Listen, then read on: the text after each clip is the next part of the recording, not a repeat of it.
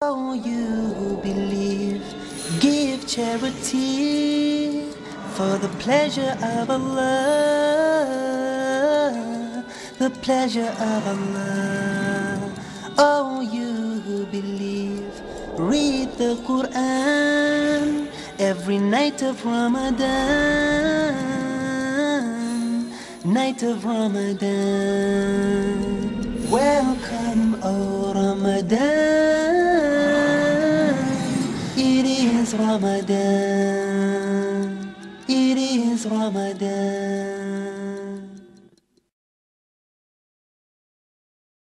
প্রিয় মুসলিম এবং অমুসলিম ভাই ও বোনেরা, আসসালামু আলাইকুম ওয়া রাহমাতুল্লাহি ওয়া বারাকাতুহু। আল্লাহ সুবহানাহু ওয়া তাআলার দয়া, শান্তি এবং রহমত আপনাদের সবার উপরে বর্ষিত হোক। আমাদের অনুষ্ঠানে স্বাগতম। Ramzan a date with doctor Zakir. আমি আপনাদের হোস্ট ইউসুফ চেম্বার্স। আর আজকে আমাদের আলোচনার টপিক রোজার সময় যে কাজের অনুমতি আছে। ডক্টর জাকির, আসসালামু আলাইকুম ওয়া রাহমাতুল্লাহি ওয়া বারাকাতুহু। ওয়ালাইকুম আসসালাম রহমতুল্লাহি ওয়া বারাকাতুহু। রমজান মাসে আমরা অনেক সময় রোজা থাকা অবস্থায় আমাদের মুখে লালা গিলে ফেলি। এটা করার কি অনুমতি আছে? আলহামদুলিল্লাহ, ওয়াসসালাতু ওয়াসসালাম আলা রাসূলিল্লাহ ওয়া আলা আলিহি ওয়া সাহবিহি আজমাইন, আম্মা বাদ। আউযু বিল্লাহি মিনাশ শাইতানির রাজীম। বিসমিল্লাহির রহমানির রহিম। রব্বি ইশরাহ লি সাদরি ওয়া ইয়াসসির লি আমরি ওয়াহলুল উকদাতাম মিন লিসানি ইয়াফকাহু কাওলি।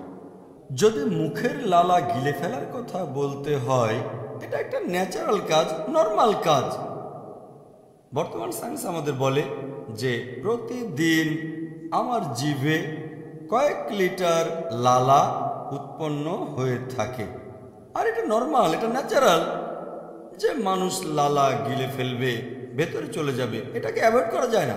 আল্লাহ পবিত্র কোরআনে বলেছেন, সূরা বাকারার 125 নম্বর আয়াতে উল্লেখ করা হয়েছে, বলা হয়েছে যে তোমরা রোজা রাখবে পবিত্র রমজান মাসে।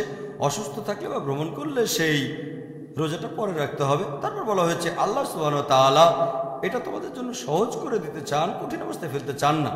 পবিত্র কোরআনে সূরা হাজের 78 নম্বর আয়াতে উল্লেখ করা হয়েছে আল্লাহ সুবহানাহু ওয়া তাআলা দিনের ব্যাপারে তোমাদের উপর কঠোরতা আরোপ করেননি। এখন লালা গিলে ফেলাটা যেহেতু একটা নর্মাল কাজ, আর আমি জানি রোজার সময় অনেকে বারবার থুতু ফেলে। আমার অনেক বন্ধুও মনে করে যে লালা গিলে ফেলাটা হারাম, এজন্য তারা থুতু ফেলে। চিন্তা করেন, সারাদিন যদি এই কাজটাই করেন তাহলে নামাজও ঠিকভাবে আদায় করতে পারবেন না, কারণ নামাজ পড়তে কয়েক মিনিট সময় লাগে। আর এই সময়ের মধ্যে মুখে লালা জমা হবে। এখন আপনি কি শুধু থুতু ফেলায় মনোযোগ দেবেন নাকি আল্লাহ তাআলার কাজে? যদি তখন কোরআন পড়েন তাহলে বাইরে থুতু ফেলতে হবে সব সময়। আমি কিছু লোককে চিনি যারা সব সময় একটা পাত্র রাখে, সেই পাত্রে থুতু ফেলে, তারা নিয়মটা জানে না। তাহলে কেউ যদি মুখের লালা গিলে ফেলে, নর্মাল লালা যেটা সবসময় মুখে থাকে, এটাকে কোনোভাবে অ্যাভয়েড করা যায় না। একইভাবে কারো নাকে মুখে যদি ধুলা যায়, ধরেন সে কোনো শহরে গেছে যেটা খুবই নোংরা, নাকে মুখে ধুলা, তার ভেতরে শ্বাস নিলেন, কিছু ধুলা গেল ফুসফুসে, কিছু অন্য কোথাও, এইসবের অনুমতি আছে, কারণ এটা একটা নর্মাল কাজ। আর এতে করে রোজা ভেঙে যাবে না। রোজা থাকা অবস্থায় কি মুখ আর নাকের ভেতরে পানি দেয়া যাবে? হয়তো এমনি মুখে পানি দিয়ে কুলি করছি অথবা অজুর সময় নাকে পানি দিচ্ছি, এটা করার কি অনুমতি আছে? মুখের ভেতরে পানি দেওয়ার কথা যদি বলেন, অথবা মুখে পানি নিয়ে গার্গল করা, অথবা নাকের ভেতরে পানি দেয়া, হতে পারে তার খুব গরম লাগছে অথবা সে অজু করছে, এটার অনুমতি আছে, কারণ এটা শরীরের ভেতরে যাচ্ছে না। আর পানি যদি শরীরের ভেতরে না যায়, যদি পানি না গিলে ফেলে, তাহলে অনুমতি আছে। আর অজুর সময় আপনাকে গার্গল করতেই হবে, মুখের ভেতরে পানি নিয়ে কুলি করতেই হবে।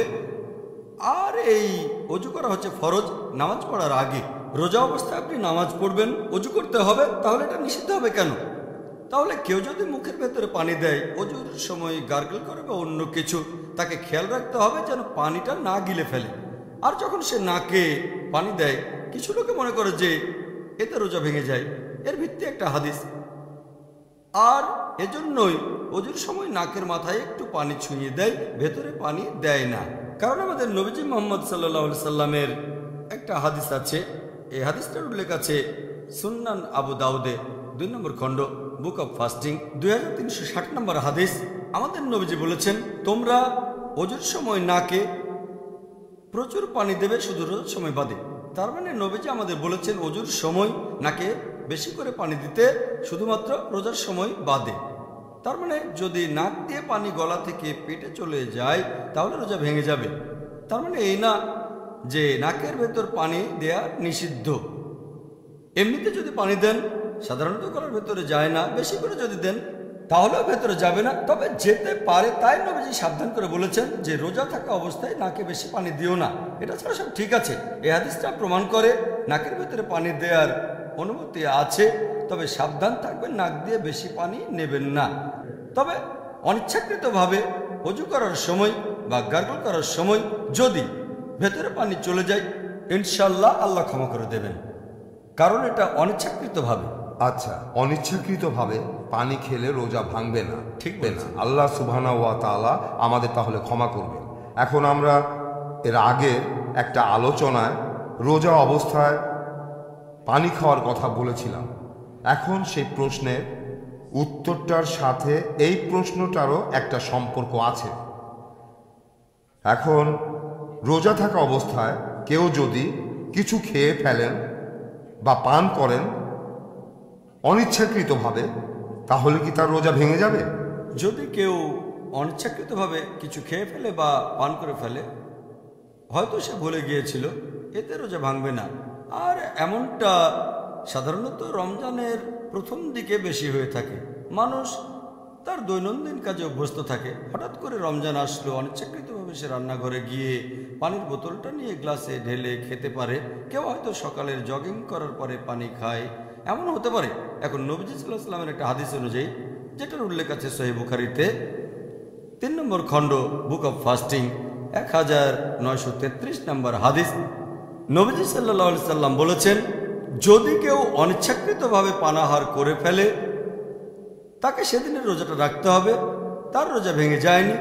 আর সে যা খেয়েছে বা পান করেছে সেটা আল্লাহর তরফ থেকে এসেছে। জাযাকাল্লাহ খায়। প্রিয় দর্শক মণ্ডলী, এখন আমরা নিচ্ছি একটা ছোট্ট বিরতি। It is Ramadan. হযরত আবু হুরায়রা রাদিয়াল্লাহু তাআলা আনহু থেকে বর্ণিত, তিনি বলেন, রাসূলে করিম সাল্লাল্লাহু আলাইহি ওয়াসাল্লাম ইরশাদ করেছেন, যে ব্যক্তি কোনো ওজর বা অসুস্থতা ছাড়া রমজান মাসের একটি রোজা ভঙ্গ করে, তার সারা জীবনের রোজা দ্বারাও এর ক্ষতিপূরণ হবে না।